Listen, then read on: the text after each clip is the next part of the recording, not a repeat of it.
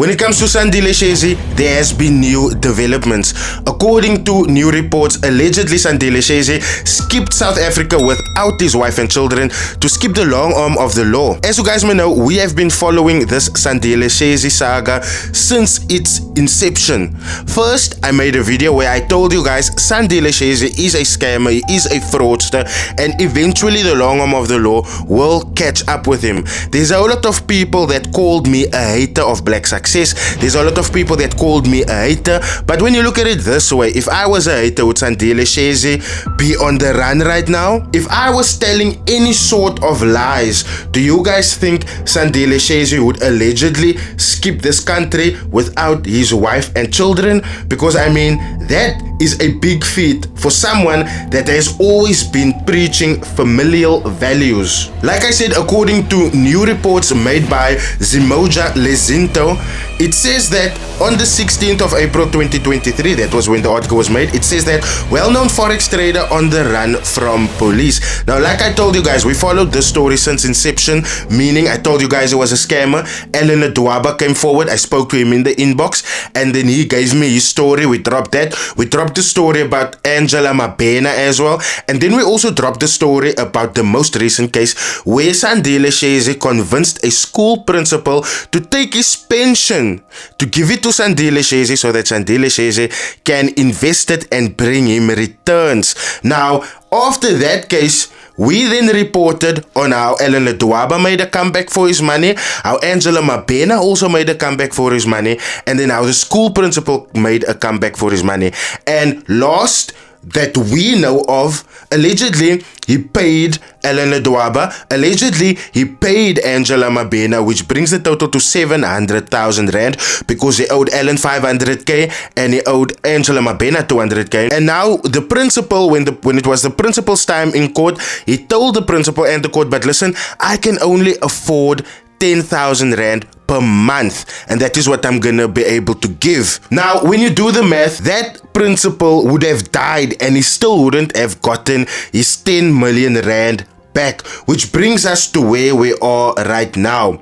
So allegedly, this guy skipped the country without his wife and children, according to these reports. Allegedly, you know that word is really important. So we are gonna go through it, and I wouldn't be surprised if this actually is the truth, because like I said, there's cases that we know about, and then there's people that prefer to stay underground. And like I told you guys, you never know who you are taking money from. So it might not even be that he's running from the law. He might be running from a threat bigger than the law.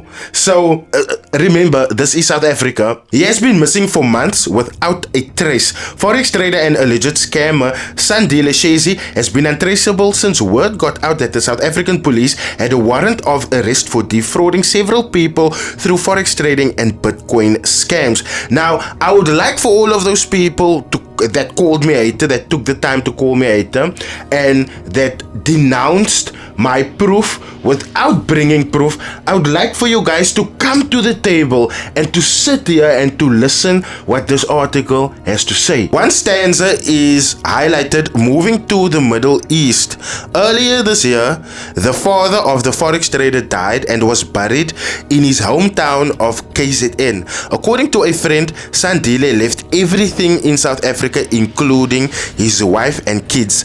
The money he made on the scams, he invested it in offshore accounts, and preparing for the day he decides to leave. But we all thought he would at least take his wife and kids.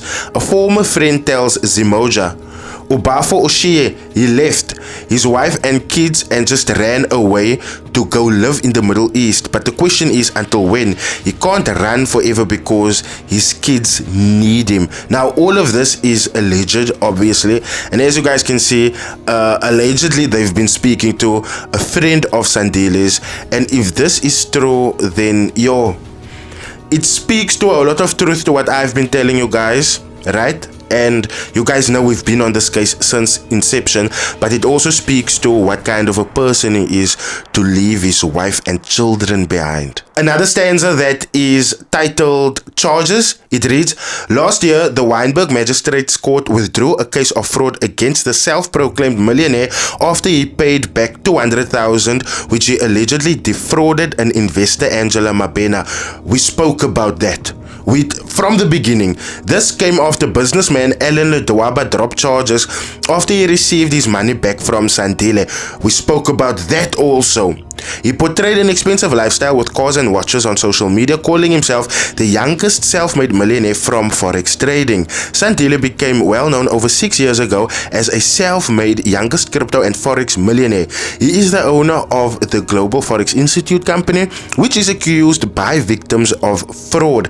Sandile is not the only one who has been accused of scamming people through forex and crypto. DJ Zindler's ex Brandon Naidu, Temba Grootman Silatle, Grootman, Jabulani Cashflow, Ngobo are just some names which have been labeled scammers. We have another paragraph that is highlighted Sandile's victims. His victims keep resurfacing. Sandile is dealing with a lengthy legal battle involving victims who opened cases of theft against him. The self-proclaimed multimillionaire has been named by Limpopo man for scamming him 1 million rand and has since opened a case against him.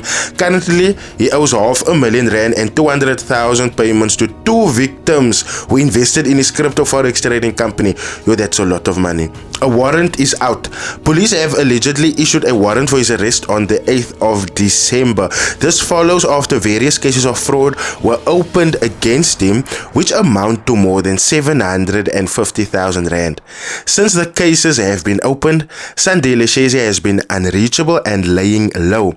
Police spokesperson Mavela Masondo confirms that a case has been opened and a warrant has been issued.